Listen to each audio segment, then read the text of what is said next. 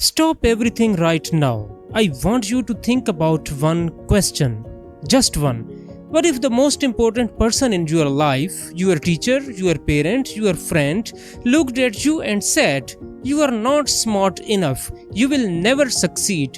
Give up. You are wasting your time." What would you do? Would you believe them? Would you sit down and cry? Or would you stand up, look them up in the eye, and say, "Watch me. Today I will tell you the story of a man who said exactly that. A man the whole world laughed at. A man who failed more than 10,000 times. And a man whose invention you are using right now, every single day." Stay with me. This story will change the way you think. I am so happy you are here with me today. This channel is a special place. It is a place for people who want to speak better English, and we do not learn from boring grammar books. We learn from stories, real stories, true stories, powerful stories. Because when a story touches your heart, your brain remembers the words forever. Today's story is connected to our channel's big idea. Everything is energy. We will talk about that at the end, but first, let us go back in time, back to a small town in America, back to the year 1847, back to the beginning of one of the greatest lives ever lived. In a small town called Milan, in the state of Ohio, America, a baby was born. His mother held him close. She looked at his little face. She did not know it yet, but this baby would one day light up the entire world. His name was Thomas Alva Edison. Thomas was a curious child, very curious. He asked questions about everything. Why is the sky blue? Why does fire burn? Why do birds fly but people cannot? His mother loved his questions. His father sometimes got tired of them, but Thomas could not stop. His mind was always moving, always thinking, always wondering. One famous story tells us when Thomas was a small boy, he saw a bird sitting on its eggs. He watched the bird carefully. He thought, if a bird can keep eggs warm and make baby birds come out, maybe I can do it too. So what did Thomas do? He went and collected some eggs. He made a small nest on the ground and he sat on the eggs himself. Yes, he actually did this. Of course, the eggs broke under his weight, but nobody laughed at Thomas for long because this was just the beginning of who he was. A person who tried things, a person who tested ideas, a person who never just accepted what he was told. Thomas started going to school, but school was not easy for him. His brain worked differently from other children. He could not sit still for a long time. He asked too many questions. He always wanted to know why, not just what. His teachers became frustrated. They did not understand him. And one day, one terrible, unforgettable day, Thomas's teacher said something that should never be said to any child. He looked at Thomas and said, "This boy is adult. His mind is confused. He cannot think properly. He will never learn anything." The word adult, it means broken, damaged, useless. Thomas heard these words. He was just a small child. Can you imagine how that feels?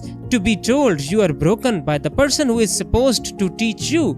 Thomas went home that day with a heavy heart, but his mother, Nancy Edison, was waiting. Thomas told her what the teacher said. Nancy listened. Her eyes became hard. She stood up straight. She walked to that school. She spoke to the teacher directly. She said, "My son is not adult. My son is brilliant, and if you cannot see that, then I will teach him myself." And she did exactly that. Nancy took Thomas out of school. She taught him at home. She gave him books on science, history, and literature. She never told him a subject was too hard. She never told him he was asking too many questions. She simply said, "Keep learning, Thomas. Keep asking, keep thinking." And Thomas bloomed. He read books that were written for adults. He did chemistry experiments in the basement. He became, by the age of 10, one of the most well-read children in his town. All because one person believed in him. Just one, his mother. Sometime in life, you only need one person to believe in you, and sometimes that one person has to be yourself. When Thomas was 12 years old, something changed. His family needed money, so Thomas went to work. He got a job selling newspaper on a train. Every morning before the sun came up, Thomas was already awake. He went to the train, he bought newspapers, he sold them to passengers. He was 12 years old, working like a grown man. But Thomas was not just selling papers. Every spare moment he was reading. Every quiet hour he was thinking. He set up a small chemistry and science lab inside one of the train's luggage car.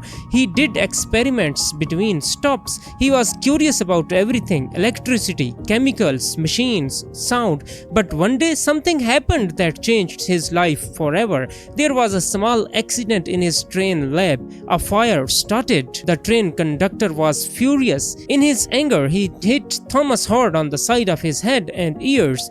Thomas lost most of his hearing because of that injury. For the rest of his life, Thomas Edison was nearly deaf. He could barely hear conversations. He could not hear music clearly.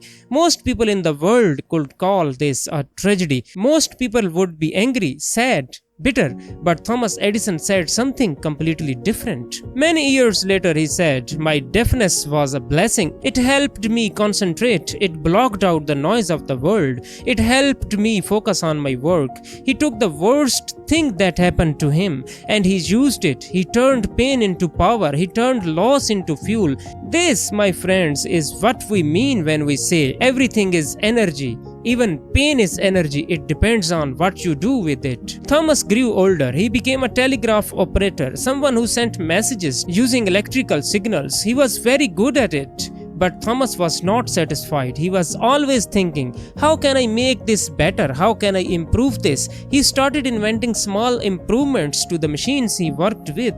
People noticed. Slowly, Thomas moved to bigger cities. He eventually came to New York. He was poor. He had no house. Some nights he slept on the floor of an office. He had very little food, but he had one thing no one could take from him. He had a burning desire to create. With the help of some investors, people who gave him money, Thomas built his own laboratory. It was in a small town in New Jersey called Menlo Park. This laboratory was different from anything the world had seen. Thomas hired a team of smart, hard-working people. They worked together every single day, inventing, testing, failing, trying again. Thomas called it an invention factory. He said, "We will create a small invention every 10 days and a big invention every 6 months." People thought he was crazy, but Thomas was serious, and the world started calling him the Wizard of Menlo Park. And now, my friends, we reach the most important part of this story, the part that changed human history, the part that changed your life.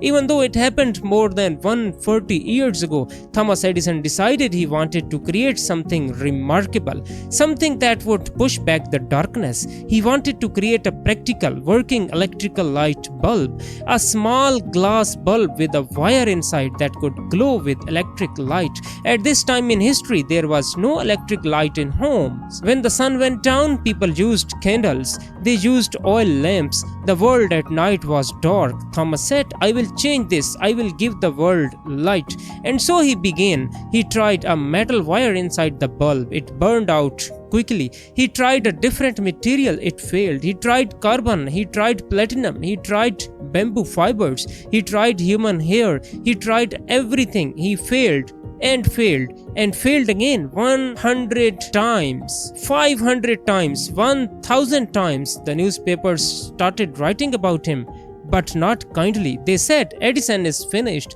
He is a failure. His great invention will never work." People who had given him money started to worry. His own team sometimes felt hopeless, but Thomas just kept working. One day a reporter visited the laboratory. He looked at Thomas and said, "Mr. Edison, you have failed over 1,000 times. Do you not feel like giving up?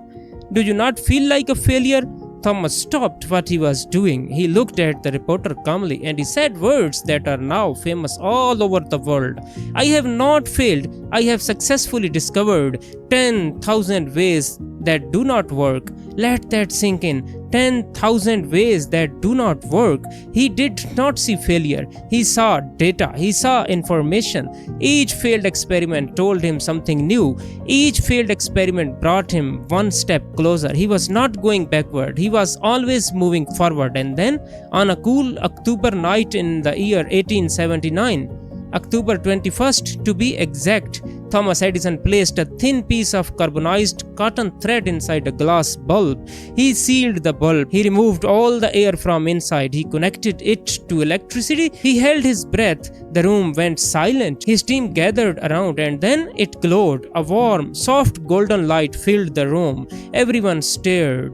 Nobody spoke. The bulb stayed on. 1 hour passed. It was still glowing. 2 hours, still glowing. 5 hours, still glowing. 13 and a half hours later, it finally went out. Thomas Edison sat in his chair. He looked at the dark bulb and he smiled a quiet smile because he knew this was it. After 10,000 attempts, after years of work, hunger, tiredness, and doubt, he had done it. He had given light to the world. But Thomas did not stop there. He never stopped. He went on to invent the phonograph, a machine that could record the human voice and play it back. The first time he tested it, he spoke into the machine and said, "Mary had a little lamb." The machine played his voice back.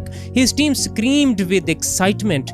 Thomas just smiled. He helped develop the motion picture camera, which gave birth to movies and cinema. He worked on batteries, mining machines, concrete houses, and hundreds of other ideas. In his lifetime, Thomas Edison received 1,093 official patents. That is 1,093 new inventions officially recorded by the government. No single person in American history has more. He built power stations that brought electricity to entire cities. He worked until the very last years of his life. He never really retired because for Thomas Edison, work was not a burden. Work was life. Work was joy. Work was energy. Now, my friends, let me ask you one final question. Where did all of this come from? Thomas Edison did not come from a rich family. He did not finish school. His teacher called him stupid. He lost his hearing as a child. He slept on floors when he was young. He failed 10,000 times. So where did his power come from? It came from inside him. It came from his energy. And this is the truth that great scientists, philosophers, and thinkers have always known. Everything in this universe is energy. Your thoughts are energy. Your words are energy. Your habits are energy. Your belief in yourself is the most powerful energy in the world. When Thomas said, "I have not failed," that was powerful energy speaking. When his mother said, "My son is brilliant," that was positive energy changing a life. When he sat in that dark laboratory at midnight, still working, that was energy in action. You have the same energy inside you. Every single one of you watching this video, the only question is, what will you do with it? My dear friends, you are here because you want to learn English. Maybe you have tried before. Maybe you felt embarrassed when you made a mistake. Maybe someone laughed at your pronunciation. Maybe you told yourself, "I am too old. My English is too weak. I cannot do this." I want to say something to you directly right now. Thomas Edison was told he could not learn, and he gave the world electricity. You can learn English not because it is easy, but because you are willing to try. Every new word you learn, that is one more experiment. Every sentence you speak, even if it has mistakes, that is you moving forward. Mistakes are not failure. Mistakes are information. They tell you, try this differently next time. You do not need to be perfect. You just need to keep going. One video today, one new word tomorrow, one conversation next week, small steps every day. That is your light bulb moment. It is coming, but only if you do not stop. Thank you so much for spending time with me today. You are not just watching a video, you are practicing English, you are building your future, and that takes courage, that takes energy. I see you and I am proud of you. Now leave me a comment below. Write one sentence in English. Tell me, what is one thing you will never give up on? One sentence, that is all. Do it right now. Do not wait, because your energy starts the moment you act. If this story helped you, please share it with one friend who needs to hear this today, and I will see you in the next video. Until then, keep learning, keep trying, keep glowing, because remember, everything is energy, and so are you.